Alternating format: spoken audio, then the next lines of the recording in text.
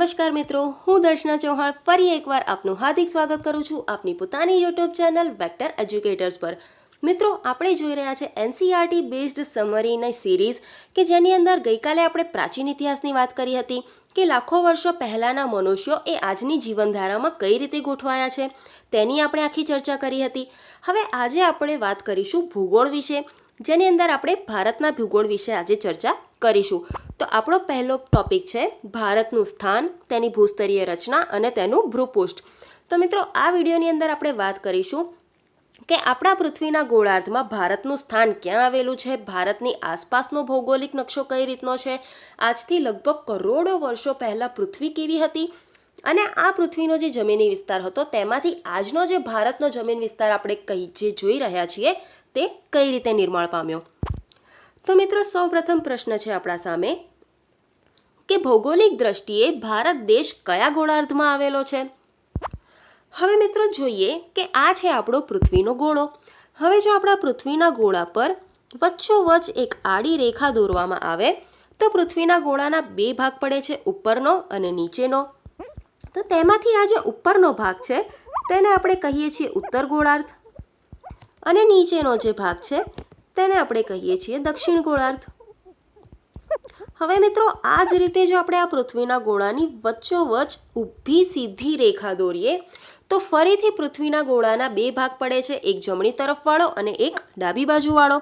તો આ જે જમણી તરફનો જે ભાગ છે તેને આપણે કહીએ છીએ પૂર્વ ગોળાર્ધ અને આ જે ડાબી બાજુનો ભાગ છે તેને આપણે કહીએ છીએ પશ્ચિમ ગોળાર્ધ। તો હવે મિત્રો, આપણે વાત કરીએ આપણા ભારત દેશની। તો આપણો ભારત દેશ ક્યાં આવેલો છે? અહીંયા આગળ આવેલો છે। અહીંયા આગળ આપણો ભારત દેશ આવેલો છે। તો આ ભારત દેશ એ પૃથ્વીના ગોળાર્ધના કયા ભાગમાં આવેલો છે? ઉત્તર તરફ અને પૂર્વ તરફ। તો ભારત દેશ એ પૃથ્વીના ગોળાર્ધમાં ક્યાં આવેલો છે? ઉત્તર પૂર્વ ગોળાર્ધમાં। હવે મિત્રો જોઈએ કે જ્યારે આપણે આ પૃથ્વીના ગોળા પર આડી રેખા દોરીએ છીએ 0 ડિગ્રીએ કે જેને આપણે કહીએ છીએ વિષુવવૃત્ત, પૃથ્વીના ગોળા પર મધ્યમાં દોરવામાં આવેલી આડી કાલ્પનિક રેખાને આપણે શું કહીએ છીએ? વિષુવવૃત્ત। તો મિત્રો, મારો પ્રશ્ન એ છે કે આપણો જે ભારત દેશ છે તે આ વિષુવવૃત્તથી કેટલા કિલોમીટર દૂર આવેલો છે? એટલે કે હું આ અંતરની વાત કરી રહી છું। આ આપણો ભારત દેશ છે, તો ભારત દેશથી વિષુવવૃત્ત વચ્ચે કેટલું અંતર છે? તો મિત્રો, આ પ્રશ્નનો જવાબ છે કે ભારત દેશથી વિષુવવૃત્ત વચ્ચે 933 કિલોમીટરનું અંતર છે। વિષુવવૃત્તથી ભારત દેશ 933 કિલોમીટર દૂર છે। આગળનો પ્રશ્ન જોઈએ મિત્રો કે ભારતના વિસ્તાર માટે નીચેનામાંથી શું સાચું છે? તો મિત્રો, આ પ્રશ્ન ઘણી વખત પૂછાઈ જાય છે કે ભારતનો વિસ્તાર અક્ષાંશ અને રેખાંશમાં જણાવો। તો અહીંયા આગળ આપણે મિત્રો જોઈએ કે ભારતનો જે વિસ્તાર છે તે 8 ડિગ્રી 4 મિનિટ અક્ષાંશ વૃત્તથી ઉત્તર અક્ષાંશથી 37 ડિગ્રી અને 6 મિનિટ ઉત્તર અક્ષાંશ સુધી ફેલાયેલો છે, લંબાઈની વાત કરીએ તો। અને પહોળાઈની વાત કરીએ એટલે કે રેખાંશની વાત કરીએ તો 68 ડિગ્રી 7 મિનિટ પૂર્વ રેખાંશથી 97 ડિગ્રી 25 મિનિટ પૂર્વ રેખાંશ સુધી આપણો ભારત દેશ ફેલાયેલો છે। તો મિત્રો, અહીંયા આગળ આ પ્રશ્નનો જવાબ શું થઈ જશે કે આમાંથી શું સાચું છે? અહીંયા આગળ આપણને જે ઓપ્શન આપ્યા છે તે જોઈએ કે 68 ડિગ્રી 7 મિનિટથી 97 ડિગ્રી 25 મિનિટ આ માપ શેનું છે? પૂર્વ રેખાંશનું, ના કે ઉત્તર રેખાંશનું। એટલે આ આપણો જવાબ નથી। 8 ડિગ્રી 4 મિનિટથી 37 ડિગ્રી 6 મિનિટ ઉત્તર અક્ષાંશ આ આપણો સાચો જવાબ છે। પૂર્વ રેખાંશ તો છે નહીં, આ માપ કોનું છે? ઉત્તર અક્ષાંશનું છે, રાઈટ। તો અહીંયા આગળ આપણો સાચો જવાબ શું થઈ જશે? Option B. આગળની વાત કરીએ મિત્રો કે ભારત દેશનું દક્ષિણતમ બિંદુ જણાવો। હવે મિત્રો, વાત કરીએ ભારત દેશના દક્ષિણતમ બિંદુની તો આપણે 4 બિંદુઓની માહિતી મેળવી લઈએ કે ભારત દેશનું જે સૌથી ઉત્તરોત્તર બિંદુ છે તે છે ઇન્દિરા કોલ કે જે ક્યાં આવેલું છે? જમ્મુ કાશ્મીરમાં। જમ્મુ કાશ્મીર પર સૌથી ઉપરનું ઉત્તરોત્તમ બિંદુ તે છે ઇન્દિરા કોલ। પશ્ચિમની વાત કરીએ તો પશ્ચિમોત્તર બિંદુ કયું છે? તે છે સિરક્રીક કે જે ગુજરાતમાં આવેલું છે। પૂર્વોત્તમ બિંદુની વાત કરીએ તો તે છે વાલાંગુ કે જે અરુણાચલ પ્રદેશમાં આવેલું છે। તો મિત્રો અહીંયાથી પણ પ્રશ્નો બનતા હોય છે કે ભારત દેશમાં સૌપ્રથમ સૂર્યોદય ક્યાં થાય છે? તો જે પૂર્વોત્તમ બિંદુ હશે ત્યાં આગળ જ સૌપ્રથમ સૂર્યોદય થશે. એમ પૂછવામાં આવે કે ભારત દેશમાં સૌથી છેલ્લે સૂર્યાસ્ત ક્યાં આગળ થાય છે? તો જે પશ્ચિમોત્તમ બિંદુ છે ત્યાં આગળ જ સૌથી છેલ્લે સૂર્યાસ્ત થશે. તો આ પ્રકારના પ્રશ્નો પણ આપણે આ કન્સેપ્ટથી સોલ્વ કરી શકીએ છીએ. હવે મિત્રો દક્ષિણતમ બિંદુની વાત કરીએ તો જો ભૂમિગત વિસ્તારમાં દક્ષિણતમ બિંદુ પૂછવામાં આવે તો તે છે કન્યાકુમારી. અને જો મિત્રો સમુદ્રી વિસ્તારમાં દક્ષિણોત્તમ બિંદુ પૂછવામાં આવે તો તે છે ઇન્દિરા પોઈન્ટ, કે જે અહીંયા આગળ અંદમાન અને નિકોબારની ખાડીઓ પાસે દક્ષિણતમ બિંદુ આવેલું છે. અહીંયા આગળ તમે જોઈ શકો છો કે ભૂમિગત રીતે પૂછવામાં આવે તો તે છે કન્યાકુમારી, અને સમુદ્રી વિસ્તાર સાથે પૂછવામાં આવે તો ભારત દેશનું દક્ષિણોત્તર બિંદુ છે તે છે ઇન્દિરા પોઈન્ટ. અને મિત્રો આ જે ઇન્દિરા પોઈન્ટ છે તે પણ સુનામીના કારણે હાલ જળમગ્ન થયેલું છે. તો આપણે જોઈએ કે આપણો પ્રશ્ન શું હતો કે દક્ષિણોત્તર બિંદુ કયું છે? તો તે છે ઇન્દિરા પોઈન્ટ. આગળનો પ્રશ્ન જોઈએ મિત્રો કે ભારત દેશની ઉત્તરથી દક્ષિણમાં લંબાઈ કેટલી છે? તો મિત્રો જોઈએ કે ભારત દેશની ઉત્તરથી દક્ષિણની વાત કરવામાં આવી છે લંબાઈની. તો આપણે જોઈશું કે ઉત્તરથી દક્ષિણ એટલે કે ઇન્દિરા કોલથી ઇન્દિરા પોઈન્ટ સુધીની લંબાઈ તો તે કેટલી છે મિત્રો? જો ઉત્તરથી દક્ષિણ સુધીની વાત કરે તો તે છે 3214 કિલોમીટર. અને મિત્રો પૂર્વથી પશ્ચિમની વાત કરીએ એટલે કે શું પૂર્વથી પશ્ચિમ આ રીતે માપવામાં આવશે? નહીં, આ રીતે નહીં. પૂર્વથી પશ્ચિમ એટલે પશ્ચિમોત્તમ બિંદુથી પૂર્વોત્તમ બિંદુ સુધી. તો આ જે લંબાઈ છે તે થશે આપણા ભારત દેશની પૂર્વથી પશ્ચિમની લંબાઈ, જે કેટલી છે? 2933 કિલોમીટર. તો મિત્રો આ બે ડેટા તમારે યાદ રાખવાના છે કે ભારત દેશની ઉત્તરથી દક્ષિણ સુધીની લંબાઈ કેટલી છે? 3214 કિલોમીટર. અને પૂર્વથી પશ્ચિમ લંબાઈ કેટલી છે? 2933 કિલોમીટર. તો મિત્રો આ પ્રશ્નનો જવાબ શું થઈ જશે કે ભારત દેશની ઉત્તરથી દક્ષિણની લંબાઈ કેટલી છે? 3214 કિલોમીટર. આગળ આપણે વાત કરીએ કે આપેલ વિકલ્પોમાંથી કયો દેશ એ વિસ્તારની દ્રષ્ટિએ ભારતથી મોટો દેશ છે? વિસ્તારની દ્રષ્ટિએ ભારતથી મોટા દેશ વિશે આપણે વાત કરવાની છે. તો ચલો મિત્રો જોઈએ. સૌપ્રથમ તો આપણે ભારતના વિસ્તારની વાત કરીએ તો ભારતનું ક્ષેત્રફળ કેટલું છે? તો અહીંયા આગળ આપણે જોઈએ કે ભારત દેશનું ક્ષેત્રફળ કેટલું છે? 32.87 લાખ ચોરસ કિલોમીટર. ભારતનું ક્ષેત્રફળ કેટલું છે? 32.87 લાખ ચોરસ કિલોમીટર. હવે વાત કરીએ મિત્રો તો આ જે ભારતનો વિસ્તાર છે આ વિસ્તાર એ પૃથ્વી પરના કુલ ભૌગોલિક ક્ષેત્રના 2.42% વિસ્તાર ધરાવે છે. ભારત દેશનું ક્ષેત્રફળ કેટલું છે? 32.87 લાખ ચોરસ કિલોમીટર.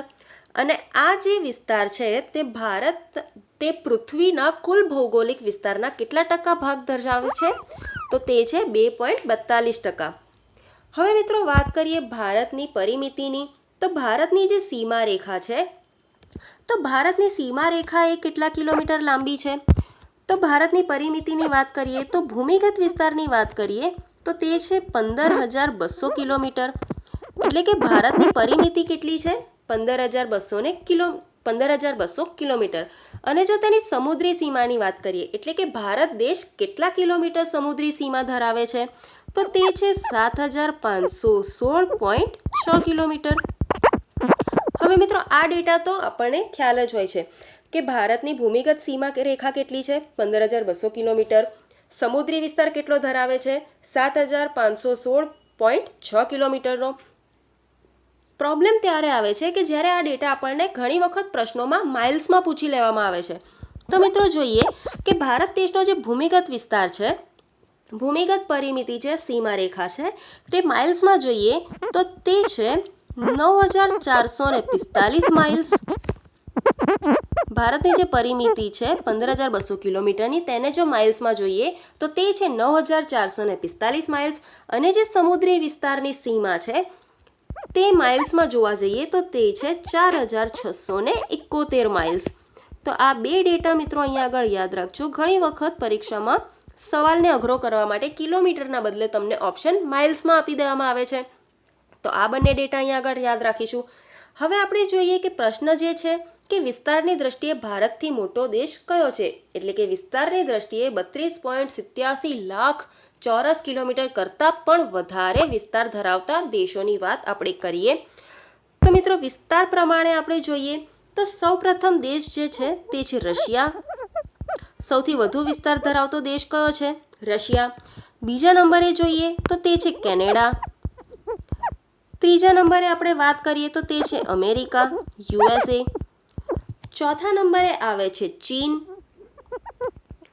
પાંચમા નંબરે આપણે જોઈએ તો તે છે બ્રાઝિલ. છઠ્ઠા નંબરે ઓસ્ટ્રેલિયા અને સાતમા નંબરે આવે છે આપણો ભારત. આ ઉપરાંત વાત કરીએ તો આઠમા નંબરે આવે છે આર્જેન્ટિના અને નવમા નંબરે આવે છે કઝાકિસ્તાન. મિત્રો કઝાકિસ્તાન વિશે એક પ્રશ્ન પહેલાં પૂછાયેલો હતો કે પૃથ્વી પર એવો કયો સૌથી મોટો દેશ છે કે જે ચારે બાજુ જમીનથી ઘેરાયેલો છે. જેમ કે આપણો ભારત દેશ છે તો તે ઉત્તર તરફથી જમીનથી ઘેરાયેલો છે, પરંતુ તેનો દક્ષિણ ભાગ છે તે સમુદ્રી સીમા ધરાવે છે. તો એવો સૌથી મોટો દેશ કે જે ચારે તરફથી ભૂમિ વિસ્તારથી ઘેરાયેલો છે તે છે કઝાકિસ્તાન. ચારે તરફથી ભૂમિ વિસ્તારથી ઘેરાયેલો સૌથી મોટો વિસ્તારની દ્રષ્ટિએ દેશ એટલે કઝાકિસ્તાન. અને આપણે ભારત દેશની વાત કરીએ તો ભારત દેશનો વિસ્તાર કયા નંબરે છે? 1, 2, 3, 4, 5, 6 અને 7મા નંબરે. તો મિત્રો આ પ્રશ્નનો જવાબ શું છે? હવે જોઈએ કે આપણે જોઈએ કે ભારત કરતાં વધુ વિસ્તાર કોનો હતો? રશિયા, કેનેડા, અમેરિકા, ચીન, બ્રાઝિલ અને ઓસ્ટ્રેલિયા. તો આ છમાંથી અહીંયા આગળ આપણને કયો ઓપ્શન જોવા મળે છે? તે છે કેનેડા. ઇંગ્લેન્ડ, પાકિસ્તાન અને થાઈલેન્ડ એ આપણા ભારત દેશ કરતાં ઓછો વિસ્તાર ધરાવે છે. આગળના પ્રશ્નોની વાત કરીએ તો સાચો વિકલ્પ પસંદ કરો કે ભારતની પૂર્વમાં શું આવેલું છે, પશ્ચિમમાં શું આવેલું છે અને દક્ષિણમાં શું આવેલું છે. આપણને બધાને ખ્યાલ જ છે કે જો ભારતના પૂર્વ વિસ્તારની વાત કરીએ તો ભારતની પૂર્વમાં શું આવેલું છે? તો આપણે જોઈએ કે ભારતની પૂર્વમાં શું આવેલું છે? બંગાળાની ખાડી. પશ્ચિમની વાત કરીએ તો પશ્ચિમમાં આવેલો છે અરબ સાગર. અને દક્ષિણની વાત કરીએ તો દક્ષિણમાં આવેલો છે હિન્દ મહાસાગર. આનાથી તો આપણે બધા જ પરિચિત છીએ. તો આ પ્રશ્નનો જવાબ તો સિમ્પલી થઈ જશે કે 3 વાત સાચી છે કે ભારતના પૂર્વમાં બંગાળાની ખાડી, પશ્ચિમમાં અરબ સાગર અને દક્ષિણમાં હિન્દ મહાસાગર આવેલો છે. આગળની વાત કરીએ કે કયો પાડોશી દેશ એ ભારત સાથે ભૂમિગત આંતરરાષ્ટ્રીય સીમા રેખા ધરાવતો નથી.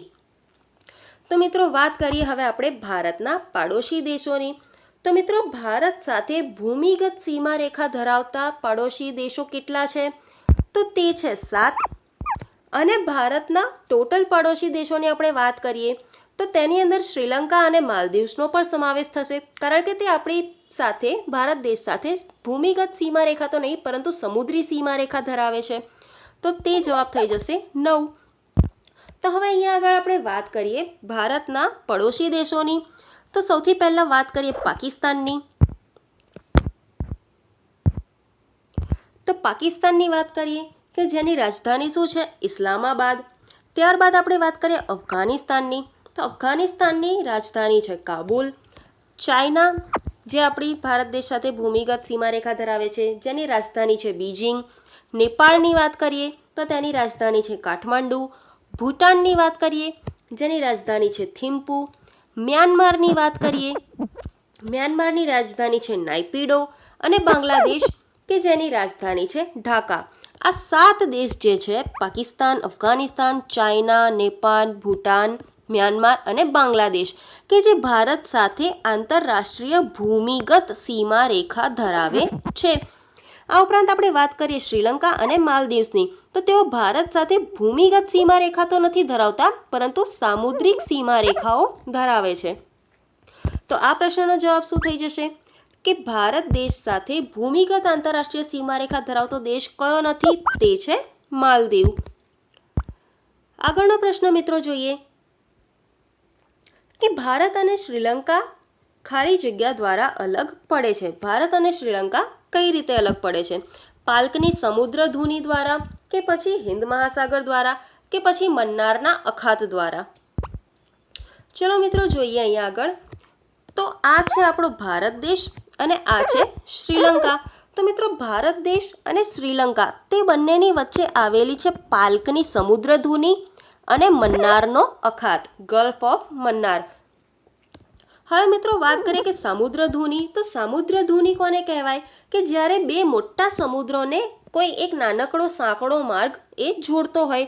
જેમ કે અહીંયા આગળ આ પિક્ચરમાં આપણે જોઈએ કે આ એક મોટો સમુદ્ર ભાગ છે, અહીંયા આગળ બીજો એક મોટો સમુદ્ર છે, અને આ બે સમુદ્રને જોડતી આ જે પાતળી રેખા છે, આ જે પાતળો સાંકડો સમુદ્રી માર્ગ છે, આને કહેવાય છે સમુદ્રધુની.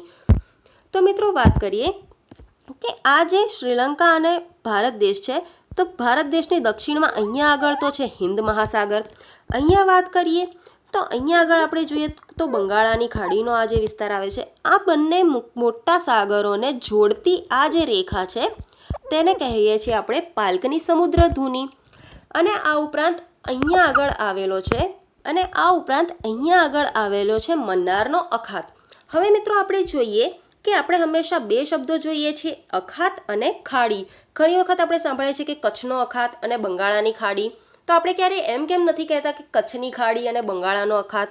તો ચલો જોઈએ કે આ બંને શબ્દોનો મતલબ શું છે. તો જો અખાતની વાત કરીએ તો અખાત એટલે જમીનની અંદર ગયેલો સમુદ્રનો ફાટો. જ્યારે કોઈ જમીન વિસ્તાર હોય મોટો અને તેની અંદર સમુદ્રનો ફાંટો પડે તો તેને કહેવાશે અખાત. જેમ આપણા ગુજરાતના કચ્છ વિસ્તારમાં છે કે ગુજરાતનો સપોઝ કે આ ગુજરાતનો જમીન વિસ્તાર છે અને અહીંયા આગળથી ફાંટો પડ્યો પાણીનો, તો આ શું બની ગયું? કચ્છનો અખાત. અને મિત્રો વાત કરીએ કે જ્યારે પાણીમાં એટલે કે દરિયામાં જમીનનો ફાંટો નીકળે તો તેને કહેવાય છે ખાડી. જેમ કે આપણો ભારત દેશનો પશ્ચિમ બંગાળ સાઈડનો વિસ્તાર જોઈએ તો અહીંયા આગળ આખો દરિયાનો વિસ્તાર છે, જેની અંદરથી પશ્ચિમ બંગાળનો બાંગ્લાદેશનો ક્યાંક આમ જમીનનો ફાંટો નીકળે છે. તો દરિયામાં આવેલો જમીનનો ફાંટો એટલે ખાડી. તો અહીંયા આગળ આપણે જોઈએ તો આ જે જમીની વિસ્તાર છે, આ જમીની વિસ્તારની અંદર ક્યાંક પાણીનો ફાંટો ગયો છે, જમીનની અંદર ગયેલો સમુદ્રનો ફાંટો એટલે કે અખાત. તો આ જે મન્નારનો અખાત છે તે અને પાલ્કની સમુદ્રધુની, આ બે વસ્તુઓ ભારત અને શ્રીલંકાને અલગ કરે છે. તો મિત્રો આ પ્રશ્નનો જવાબ શું થઈ જશે કે ભારત અને શ્રીલંકા કોના દ્વારા અલગ થાય છે? પાલ્કની સમુદ્રધુની અને મન્નારના અખાત વડે. તો આપણો જવાબ શું થઈ જશે? એ અને સી બંને. આગળનો પ્રશ્ન જોઈએ મિત્રો કે ભારત દેશની સમયરેખા કયા રાજ્યમાંથી પસાર થતી નથી? ઇન્ડિયન સ્ટાન્ડર્ડ ટાઈમ લાઇન કે જેના પરથી આપણા દેશનો પ્રમાણભૂત સમય નક્કી કરવામાં આવે છે તે કયા રાજ્યમાંથી પસાર થતી નથી? તો મિત્રો સૌપ્રથમ આપણે સમયરેખા વિશે જાણકારી મેળવીએ કે ભારત દેશમાં જે સમયરેખાના આધારે, જે પૂર્વ રેખાંશના આધારે સમય નક્કી કરવામાં આવે છે તો તે પૂર્વ રેખાંશ કયો છે? 82.5 ડિગ્રી પૂર્વ રેખાંશ. ઘણી વખત મિત્રો તમને 82.5 ડિગ્રી ઓપ્શનમાં જોવા મળશે, ઘણી વખત 82 ડિગ્રી અને 30 મિનિટ આ રીતે જોવા મળશે. કારણ કે 1 ડિગ્રી એટલે 60 મિનિટ, તો 0.5 ડિગ્રી એટલે 30 મિનિટ. તો આ બંને એક જ વાત છે. તો જે 82.5 અંશનો જે પૂર્વ રેખાંશ છે તેને આપણે ઇન્ડિયન સ્ટાન્ડર્ડ ટાઈમ લાઇન એટલે કે ભારતની પ્રમાણભૂત સમયરેખા તરીકે નિશ્ચિત કરેલી છે. અને આ સમયરેખા જે તમે અહીંયા આગળ જોઈ શકો છો તે ક્યાંથી પસાર થાય છે?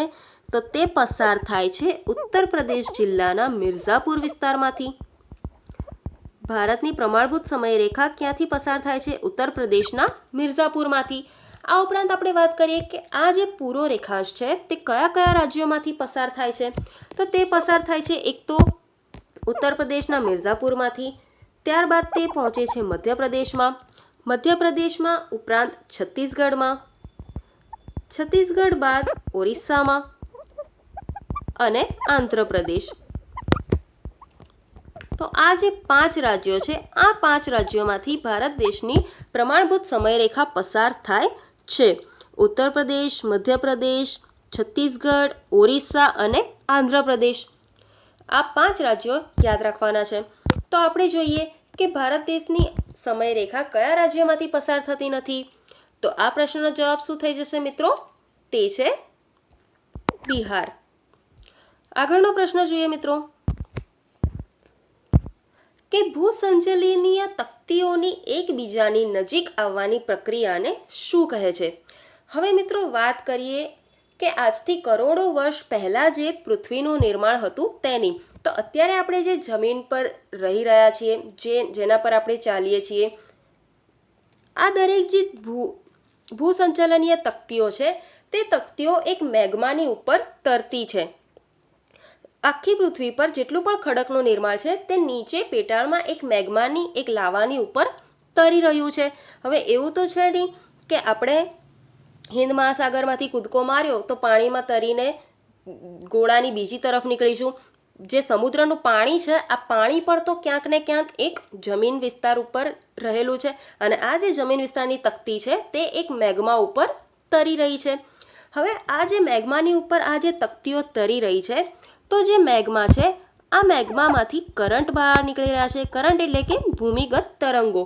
આ જે ભૂમિગત તરંગો એ મેગ્મામાંથી તકતીઓ તરફ બહાર નીકળે છે કે જેના કારણે ઉપરની જે જમીની વિસ્તાર છે આ જમીની વિસ્તારોમાં કંપન આવે છે કે જેના કારણે આપણને ઘણી બધી વસ્તુઓ, એટલે કે જેમ કે જ્વાળામુખીનું ફાટવું છે, ભૂકંપની પ્રક્રિયા છે, સમુદ્રોમાં ખાડા આવવા છે, સમુદ્રોમાં ખાડા પડવા છે, તેમાં ફાટો નીકળવી છે, આ બધી જે ક્રિયાઓ આપણને જોવા મળે છે તે આના કારણે જોવા મળે છે કે પૃથ્વીના પેટાળ પર જે મેગ્માની ઉપર આપણી જે તકતીઓ તરી રહી છે તેની અંદર આ તરંગો આવી રહ્યા છે કે જેના કારણે ભૂસંચલનીય પ્રક્રિયાઓ થઈ રહી છે. તો આ જે તકતીઓ છે, આપણે જોઈએ કે પૃથ્વીના જે મેગ્માના સ્તર પર આ જે તકતીઓ તરી રહી છે તો તેમાંથી આવવાના કરંટના કારણે કાં તો એ તકતીઓ એકબીજાથી દૂર જઈ રહી છે, કાં તો આ તકતીઓ એકબીજાની નજીક આવી રહી છે. તો જે તકતીઓ એકબીજાથી દૂર જવાની ક્રિયા છે તેને આપણે કહીએ છીએ અપસરણ, અને આ જે તકતીઓ છે એકબીજાની નજીક આવવાની જે ક્રિયા છે તેને આપણે કહીએ છીએ અભિસરણ. આ એકબીજાથી દૂર જવાની અને એકબીજાની નજીક આવવાની ક્રિયા શાના કારણે થાય છે કે આપણી જે જમીની તકતીઓ છે તે જે નીચે મેગ્માના લાવા પર તરી રહી છે તેમાંથી નીકળતા તરંગોના કારણે આ જે જમીની વિસ્તારો છે તેમાં ફાટ પડે છે. તો આ જે તકતીઓ છે તે કાં તો એકબીજાની નજીક આવે છે, કાં તો એકબીજાથી દૂર જાય છે. જો તે નજીક આવે છે તો તેને કહેવાય છે અપસરણ, નજીક આવે છે તો તેને કહેવાય છે અભિસરણ, અને જે એકબીજાથી દૂર જાય છે તો તેને કહેવાય છે અપસરણ. તો અહીંયા આગળ આપણને પૂછવામાં આવ્યું છે કે એકબીજાની નજીક આવવાની ક્રિયાને શું કહે છે? તો તેને કહે છે અભિસરણ. હવે મિત્રો જોઈએ કે આ જે અપસરણ અને અભિસરણ છે તેના કારણે ઘણી બધી ક્રિયાઓ થાય છે. ઘણી બધી ક્રિયાઓ થવા પાછળ અભિસરણ અને અપસરણ જવાબદાર છે. જેમ કે મેં તમને હમણાં જ કહ્યું કે ભૂકંપ થવો, જ્વાળામુખી ફાટવી, સમુદ્રોમાં તોફાનો આવવા, આ બધી ક્રિયાઓ અપસરણ અને અભિસરણના કારણે થાય છે. તો હવે જોઈએ કે ભૂકંપીય અને જ્વાળામુખીય ક્રિયાઓ માટે શું જવાબદાર છે. તો મિત્રો આપણે જોઈએ કે જ્વાળામુખી શા કારણે થાય છે. હવે જુઓ, અહીંયા આગળ એક તકતી છે કે જે આ લિથોસ્ફિયરની ઉપર તરી રહી છે. આ એક બીજી તકતી છે કે જે અહીંયા આગળ ભૂમિભાગ થોડો સમુદ્રી સીમા કરતાં વધારે ધરાવે છે. હવે આ જે બે તકતી છે, એક આ તકતી છે, એક તકતી અહીંયા આગળ છે અને એક તકતી અહીંયા આગળ છે. આ બંને તકતીઓ એકબીજાની નજીક આવે છે. હવે બંને તકતીઓ જો એકબીજાની નજીક આવશે, આ તકતી અને આ તકતી બંને એકબીજાની નજીક આવશે તો કોઈ એક નીચે તરફ જશે અને કોઈ એક તેની ઉપર ચડશે. કારણ કે બે વસ્તુઓ જો ટકરાશે તો કોઈ એક તો નીચે જવાનું છે અને કોઈ એક તેની ઉપર ચડવાનું છે, જેમ અહીંયા આગળ દર્શાવ્યું છે. હવે જે તકતી નીચે જશે એ શું કરશે? એ નીચે જે લાવા રહેલો છે તેના પર દબાણ કરશે અને આ જે લાવા પર દબાણ થશે આ તકતીના જવાથી તે બહાર નીકળી આવશે અને જ્વાળામુખીમાંથી બહાર નીકળશે. તો આ જ્વાળામુખીમાં જે પૃથ્વીના પેટાળમાં જે લાવા, જે મેગ્મા રહેલો છે તે બહાર કઈ રીતે નીકળ્યો? આ તકતીઓના નજીક આવવાના કારણે. અને મેં હમણાં જ કહ્યું કે તકતીઓના નજીક આવવાની ક્રિયાને આપણે શું કહીએ છીએ? અભિસરણ. તો મિત્રો અહીંયા આગળ ભૂકંપીય અને જ્વાળામુખીય ક્રિયાઓ માટે જવાબદાર શું છે? તે છે અપસરણ. આગળનો પ્રશ્ન જોઈએ મિત્રો કે કરોડો વર્ષો પહેલાં ભારત કયા ભૂમિખંડનો ભાગ હતો? હવે મિત્રો વાત કરીએ કે કરોડો વર્ષો પહેલાં પૃથ્વીની હાલત કેવી હતી. આ છે મિત્રો આજથી લગભગ 5-6 હજાર કરોડ વર્ષ પહેલાંની વાત છે. કરોડો વર્ષો પહેલાં અત્યારે જેમ આપણને પૃથ્વી પર 7 ખંડ જોવા મળે છે તે રીતે ખંડ અલગ અલગ નહોતા. બધો જ ભૂમિ ભાગ જે છે તે એક તરફ હતો અને સમુદ્રી ભાગ પાણીનો ભાગ એ બીજી તરફ હતો. આખો જે ભૂમિ ભાગ છે તે એક સાથે હતો. આપણા જેટલા પણ ખંડ જોવા મળે છે તે દરેક એક સાથે જોડાયેલા હતા, જેને કહેવાતું હતું પેન્જિયા, એટલે કે એક પેનિન્ઝુલા જેવું હતું આ. હવે પેનિન્ઝુલા એટલે શું મિત્રો? પેનિન્ઝુલા કે જેને આપણે ગુજરાતીમાં કહીએ છીએ દ્વીપકલ્પ. દ્વીપકલ્પ એટલે કે જેનો મોટા ભાગનો વિસ્તાર પાણીથી ઘેરાયેલો હોય તેવો ભૂમિભાગ. તો સૌથી પહેલાં કરોડો વર્ષો પહેલાં પૃથ્વી પર દરેક ભૂમિભાગ એ એકબીજા સાથે જોડાયેલો હતો, જેને શું કહેવામાં આવતું હતું? પેન્જિયા. અને બાકીનો જે પાણીનો વિસ્તાર છે તેને કહેવાતું હતું પેન્થાલાસા. તો આજથી કરોડો વર્ષો પહેલાં પૃથ્વી પર શું હતું? એક ભૂમિભાગ કે જેનું નામ હતું પેન્જિયા અને એક પાણીનો ભાગ કે જેને કહેવાતું હતું પેન્થાલાસા. હવે જેમ જેમ સમય વીત્યો તેમ તેમ આ પેન્જિયા જે છે તેના 2 ભાગ પડ્યા. ઉપરનો ભાગ કે જેને કહેવાય છે લોરેશિયા, અથવા તો ઘણી વખત તેને અંગારા લેન્ડ પણ કહેવાતું હતું, અંગારા લેન્ડ. અને દક્ષિણનો ભાગ કે જેને કહેવાયું ગોંડવાના લેન્ડ. મિત્રો આ ગોંડવાના લેન્ડની વાત કરીએ તો અત્યારનો જે સાઉથ આફ્રિકાનું કોન્ટિનેન્ટ છે, આફ્રિકા, ભારત, એન્ટાર્કટિકા અને ઓસ્ટ્રેલિયા, આ 5 ખંડો એ પહેલાં ગોંડવાના લેન્ડનો ભાગ હતા. તો અહીંયા આગળ આપણને પ્રશ્ન શું પૂછ્યો છે કે કરોડો વર્ષો પહેલાં ભારત કયા ભૂમિખંડનો ભાગ હતો? તો તે ગોંડવાના લેન્ડનો ભાગ હતો.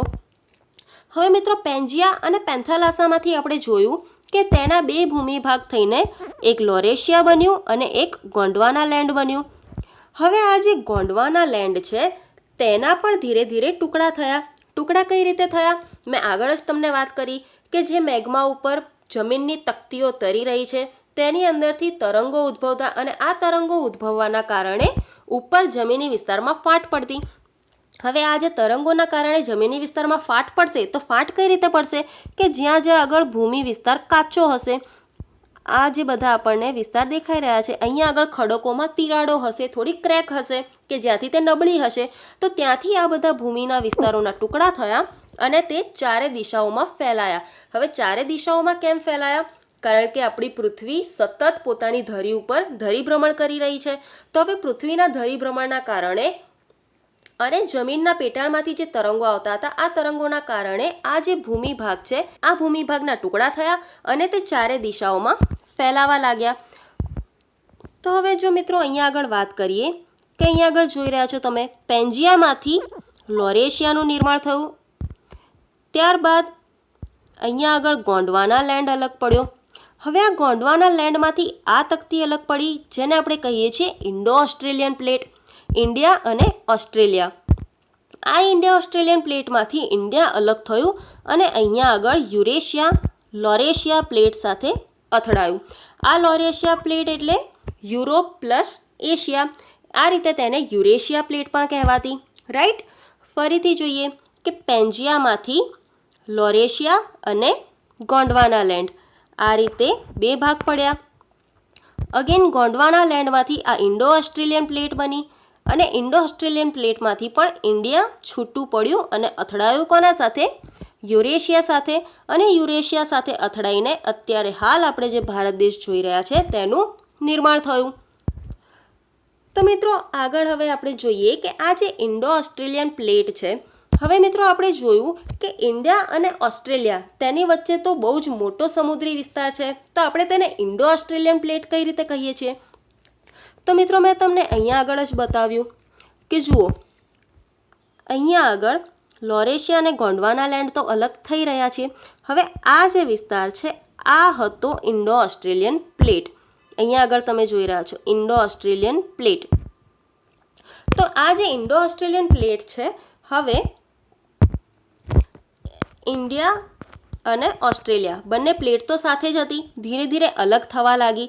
પણ થયું કેવું કે આ એક પ્લેટ છે અને આ બીજી પ્લેટ છે, આ બંનેનો નીચેનો જે ભાગ છે તે તો કનેક્ટેડ જ છે, પરંતુ અહીંયા આગળ શું થઈ ગયું? ત્યાં આગળ પાણી ભરાઈ ગયું. અહીંયા આગળ પાણી ભરાઈ ગયું. એટલા માટે હાલ આપણને ઇન્ડિયા અને ઓસ્ટ્રેલિયાની વચ્ચે સમુદ્રી વિભાગ જોવા મળે છે, પરંતુ નીચેથી તો તેની તકતીઓ એક સાથે જ છે. એટલા માટે આપણે ઇન્ડિયા અને ઓસ્ટ્રેલિયા આખી પ્લેટને ઇન્ડો ઓસ્ટ્રેલિયન પ્લેટ કહીએ છીએ.